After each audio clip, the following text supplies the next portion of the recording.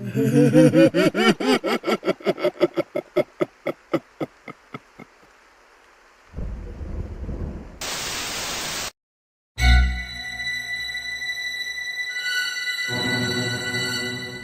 would you do if children in your town started vanishing, leaving only red balloons behind? How would you react when you discovered that every disappearance was connected to a tragedy that happened decades ago? And what if the person responsible had been hiding in plain sight all along, protected by a community's collective denial? My name is Sarah Mitchell, and I'm a journalist for the Philadelphia Inquirer. I cover true crime stories, the kind that don't make national headlines but devastate small communities. Missing persons cases, cold cases, local corruption. For the past 5 years, I've been chasing stories that others overlook, trying to give voice to victims who've been forgotten. In early October, I received a call from my mother in Millbrook, Pennsylvania, the small town where I grew up. Population 3,200, nestled in the Pocono Mountains. The kind of place where everyone knows everyone and nothing ever happens. Or at least, that's what I thought before I left for college 12 years ago. "Sarah, you need to come home," my mother said, her voice tight with worry. "Another child went missing yesterday. That's 3 in 2 months. The police aren't doing anything. They keep saying the kids ran away, but nobody believes that." 3 children? I felt my professional instincts kick in. "Mom, that's not normal. Have the state police been called?" "Sheriff Dawson says there's no evidence of foul play. He thinks they're runaways. But Sarah, these are good kids from good families. They wouldn't just disappear." I arrived in Millbrook on October 8th, driving through the familiar winding roads surrounded by autumn forest. The town looked exactly as I remembered. Main Street with its old brick buildings, the diner where I'd worked in high school, the small park with the war memorial. But something felt different. The streets were too quiet. I saw almost no children playing outside, no teenagers hanging around the pizza place like they used to. My parents' house was on Maple Street, a quiet residential area where I'd spent my childhood riding bikes and playing with neighbors. My mother hugged me tight when I arrived, and I could feel her tension. "Tell me everything," I said once we sat down with coffee. The first was Emma Garrett, 9 years old, disappeared on August 12th while walking home from her friend's house. Just 3 blocks, a route she took all the time. Her mother found a red balloon tied to their mailbox the next morning. A balloon? Yes. And the second child, Tyler Chen, 10 years old, vanished on September 3rd from his backyard. His parents found him missing when they went to call him in for dinner. Another red balloon, this time tied to the fence gate. And the third? Lily Morrison, 8 years old, disappeared 3 days ago while playing at the elementary school playground after hours. Her bicycle was found the next morning with a red balloon attached to the handlebars. I pulled out my notebook. These balloons, did the police collect them as evidence? Sheriff Dawson said they were just coincidence. Kids buy balloons at the grocery store all the time. But Sarah, what are the odds? Tell me about the investigation. What's being done? My mother's expression darkened.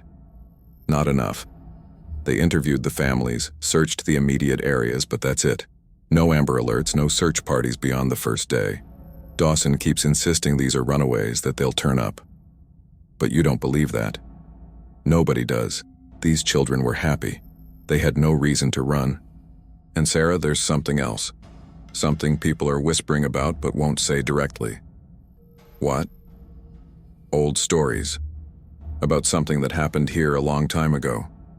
Before you were born. Some of the older residents remember. That evening, I went to the Millbrook diner to talk to people and get a sense of the community's mood. The place was half empty, unusual for a Saturday night. I sat at the counter and ordered coffee from Janet, the owner, who'd been running the diner for 30 years. "Sarah Mitchell," she said, recognizing me immediately. "Heard you were back. Hear about the missing kids?" "I am. My mother said you might remember some old stories. Something that happened before I was born." Janet's expression changed, becoming guarded. "Some things are better left in the past. Janet, 3 children are missing. If there's anything that might help..." She glanced around, making sure no one was close enough to hear. "It was 1987. A traveling carnival came through town, set up in the old fairgrounds on Route 6. Small operation, maybe a dozen rides, some games, few performers. They were here for a week in July. And kids started going missing then too. 2 of them, over the course of that week. Tommy Bradshaw and Lisa Hartley, both 7 years old. And there was a clown with the carnival called himself Chuckles. He did magic tricks, made balloon animals, drew big crowds. Kids loved him. What happened? The night before the carnival was supposed to leave town, there was a fire, burned the whole thing to the ground. 3 people died, including Chuckles. They found his body in the main tent, along with some personal belongings of the missing children. So he was responsible? Never proven. The fire destroyed most of the evidence. But people believed it. The case was closed. Tommy and Lisa were never found, presumed dead in the fire too, though no remains were recovered. And now? Janet leaned closer. Now kids are disappearing again. And people are seeing red balloons. And some folks late at night swear they hear circus music near the old fairgrounds. Like I said, some things are better left in the past. The next morning, I visited the Millbrook Police Department. Sheriff Tom Dawson was in his early 60s, a career local law enforcement officer who'd probably seen very little serious crime in his tenure. He was not happy to see me. "Ms. Mitchell, I heard you were in town. Your mother sent you?" "I came on my own. I'm a journalist, Sheriff. 3 missing children in 2 months is a story. It's a local matter. We're handling it." "Are you? From what I understand, you've classified these as runaways." "That's the most likely explanation. Kids run away. It happens. All 3 had red balloons left behind. That doesn't concern you?" "Kids like balloons. Probably unrelated." I pulled out my notebook. In 1987, 2 children went missing during a carnival. There was a fire. A clown died. Now 37 years later, the same thing is happening. You don't see a pattern? Dawson's expression hardened.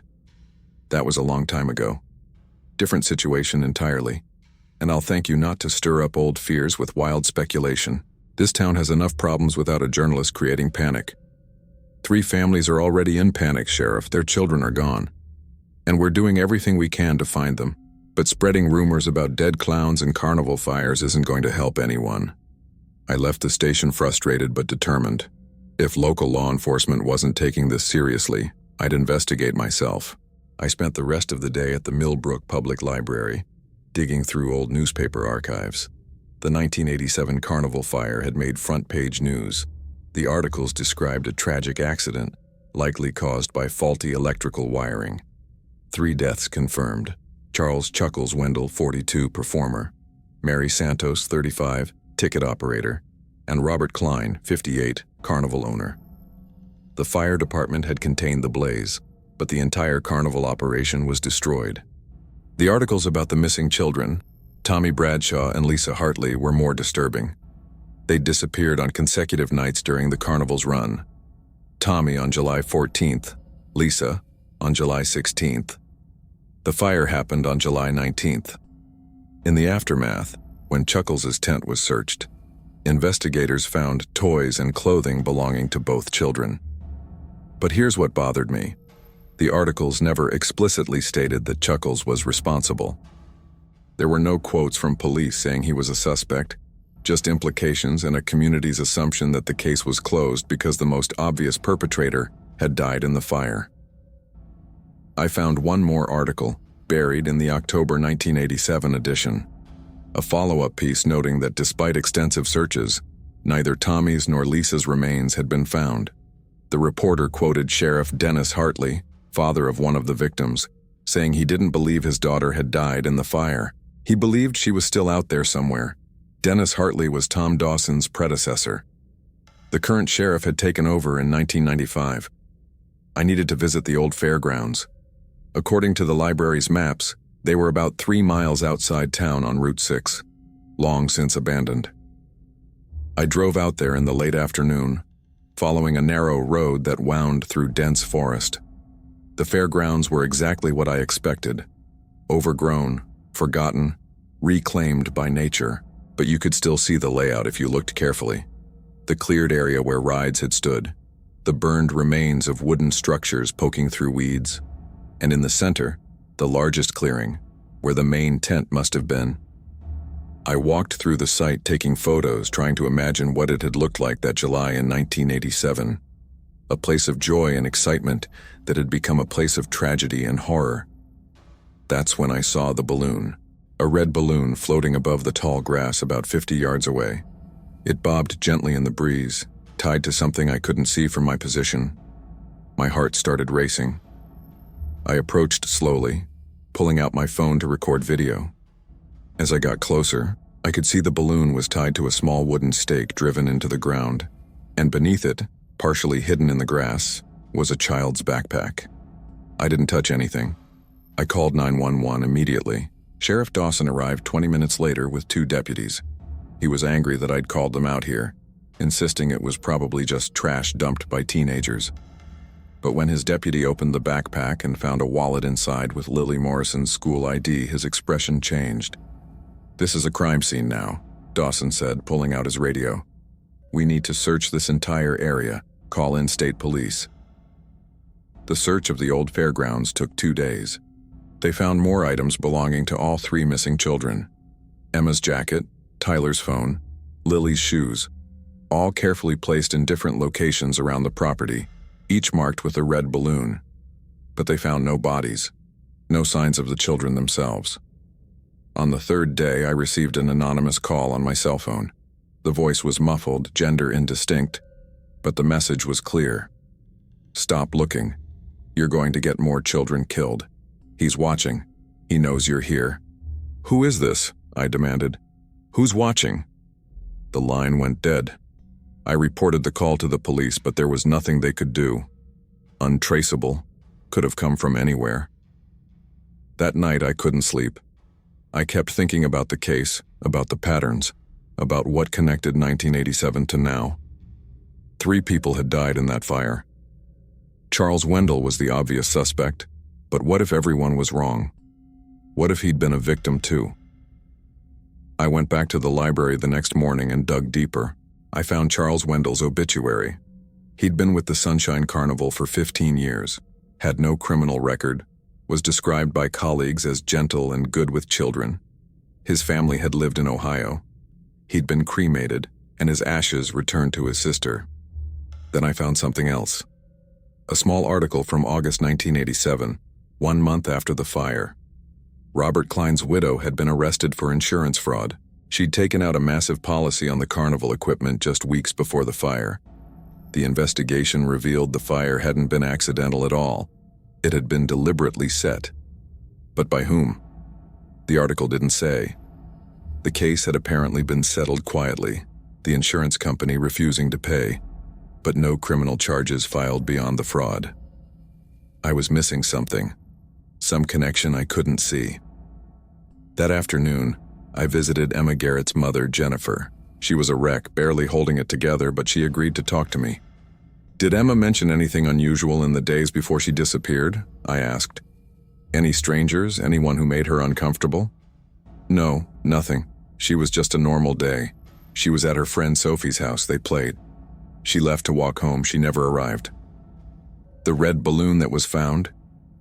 Did Emma like balloons? Would she have stopped if someone offered her one?" Jennifer's eyes filled with tears. Emma was terrified of clowns, had been since she was 5. We took her to a birthday party and the clown scared her. She ran away crying. After that, she wouldn't go near anything circus-related. Balloons, clowns, nothing. So she wouldn't have accepted a balloon from someone? Never. She'd have run away. This changed things. If Emma was afraid of circus imagery, why was a red balloon left at her house? It wasn't a gift for her. It was a message. For someone else.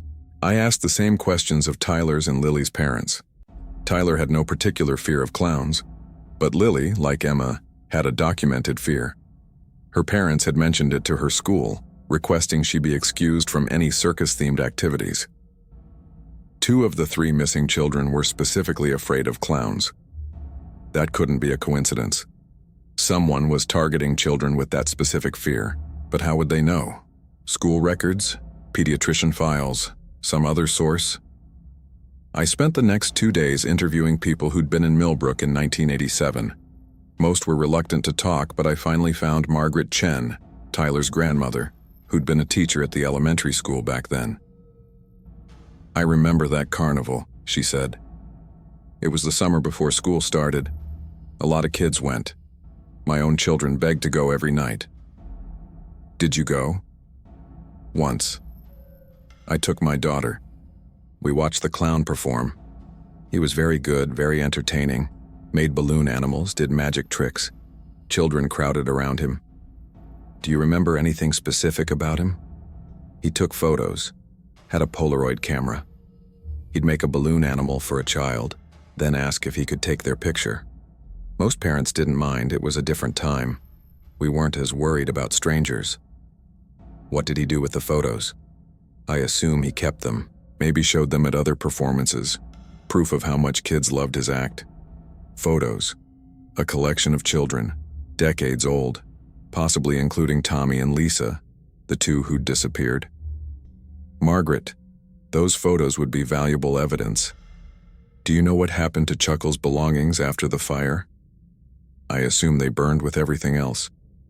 "What if they didn't? What if someone saved them?" "That night, I broke into the old evidence room at the police station. I know it was illegal, but I was convinced the answer was there somewhere, buried in old case files. I found the 1987 Carnival fire investigation box. Most of the contents had been damaged by water and smoke, but there were some items that had survived, including a metal box that had been in Chuckle's trailer, fireproof, locked. According to the evidence log, it had never been opened because they couldn't find the key and hadn't seen any reason to force it. I took the box. Back at my parents' house, I used bolt cutters to break the lock. Inside were photos, hundreds of them, Polaroids of children holding balloon animals, all smiling at the camera. Normal, innocent pictures from carnival performances going back years. But stapled to the back of each photo was a piece of paper. Names, addresses, phone numbers, and notes. Detailed notes about each child, their fears, their routines, their families.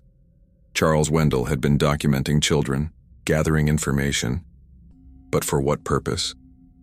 Then I found the section from July 1987. Photos from the Millbrook Carnival. I saw Tommy Bradshaw holding a balloon dog, Lisa Hartley with a balloon sword, and more photos, more children, kids I didn't recognize. Until I saw one that made my blood run cold. A young girl, maybe 6 years old, holding a balloon flower. The name on the back, Jennifer Garrett, Emma's mother. I flipped through more photos. There, a boy, around 7, with a balloon hat, named David Chen, Tyler's father. These weren't random victims. The person taking these children now was targeting the children of people who'd been photographed by Chuckles in 1987. But Charles Wendell was dead. So who was doing this? I spread out all the 1987 Millbrook photos on my parents' kitchen table and studied them carefully. 43 children photographed during that week. I recognized some of the names, people still living in Millbrook. Others had moved away. Then I noticed something in the backgrounds of several photos. Another figure, partially visible, helping Chuckles with his performance. Younger, maybe a teenager, wearing similar costume makeup. An assistant or apprentice. The face wasn't clear in any single photo, but I collected the 5 where the figure was most visible. I could make out a young person, maybe 16 or 17, male or female, hard to tell with the makeup and costume. Charles Wendell had an apprentice, someone who'd survived the fire, someone who had these photos or copies of them, someone who'd waited 37 years to continue whatever sick game Chuckles had started. I needed to find out who else worked for that carnival. The next morning, I drove to the county clerk's office and requested business license records for the Sunshine Carnival from 1987.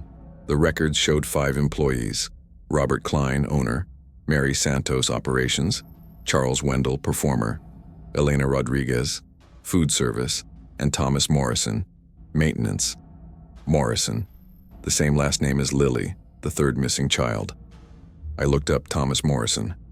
He died in 2010, lung cancer, but he'd lived in Millbrook his entire life, and he'd had a son, Dale Morrison, Lily's father. But that meant Dale would have been only 16 in 1987, the right age to be an apprentice to a carnival clown. I drove to the Morrison house. Dale answered the door looking haggard. His wife Amy was at a search coordination meeting. "Mr. Morrison, I need to talk to you about 1987, about the carnival, about your father." His expression changed instantly. Fear, guilt, anger all flashing across his face. "I don't know what you're talking about. You worked with Charles Wendell. You were his apprentice. You learned from him, and you have his photos. You need to leave. Your daughter is missing, Dale, along with 2 other children whose parents were photographed by Chuckles in 1987. You know what's happening. You know who's taking them." "I don't know anything." "Then why did you take your own daughter? Why did you take Lily?" The accusation hung in the air between us. Dale's face went white.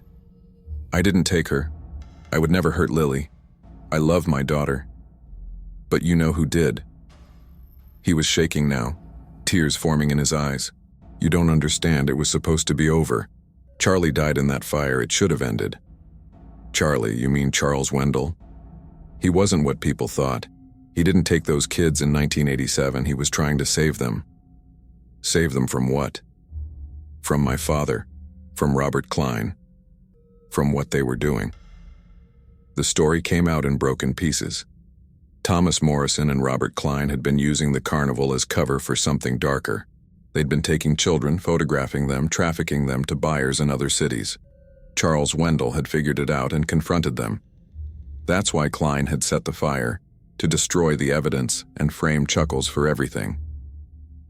"Tommy and Lisa weren't killed," Dale said. "They were taken. Sold.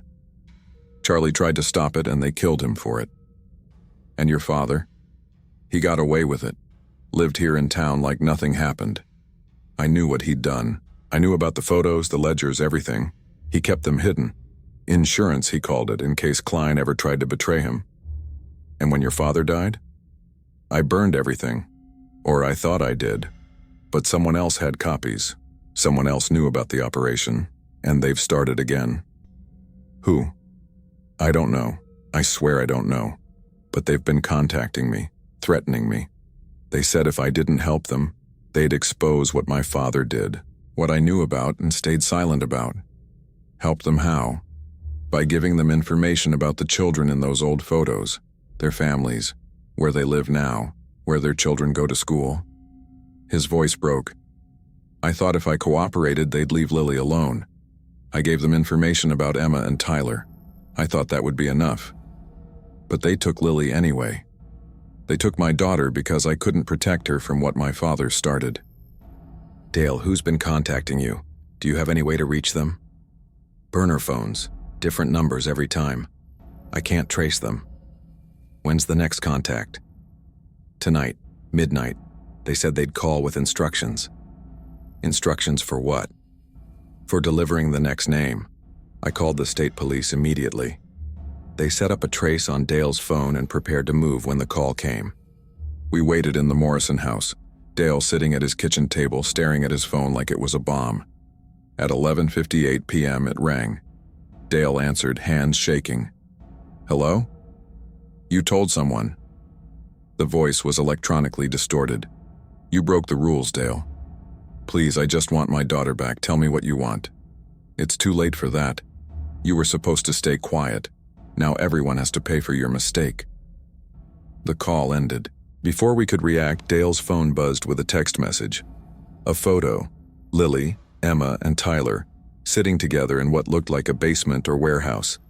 They appeared unharmed, but terrified, and standing behind them, holding red balloons, was a figure in clown makeup.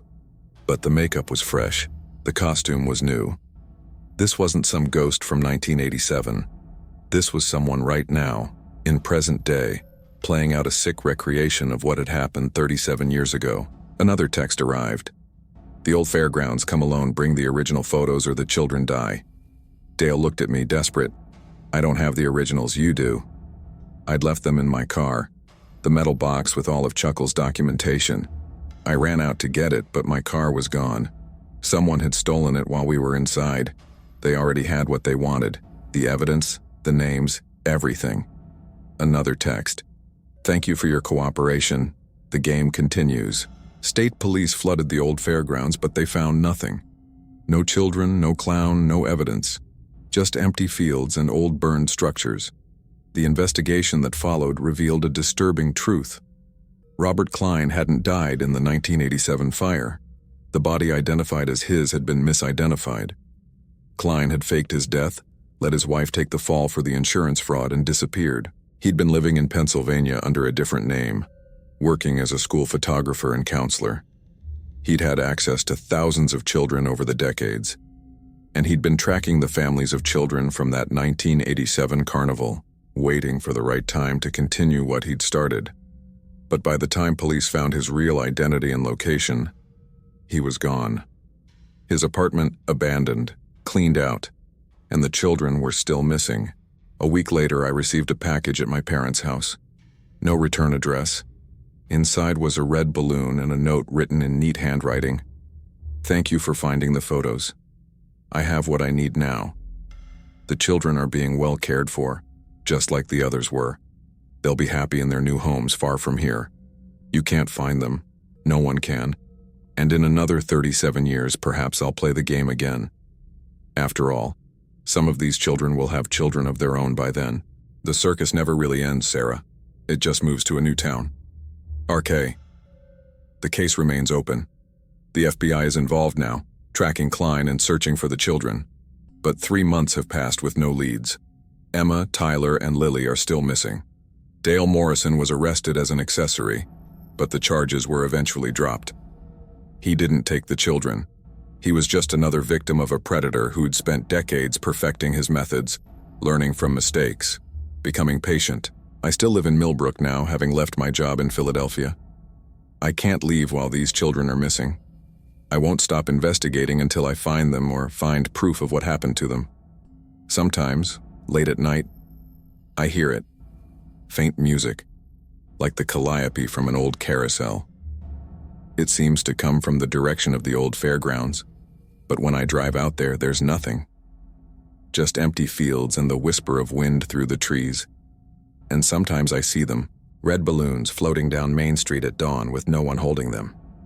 They drift past the elementary school, past the park, past the houses where children used to play.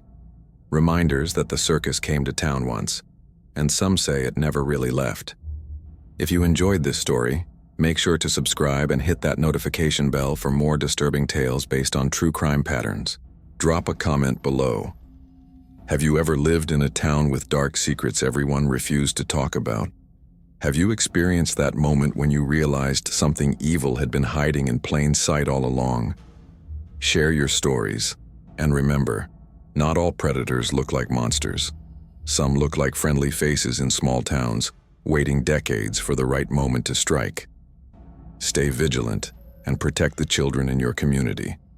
Sleep well.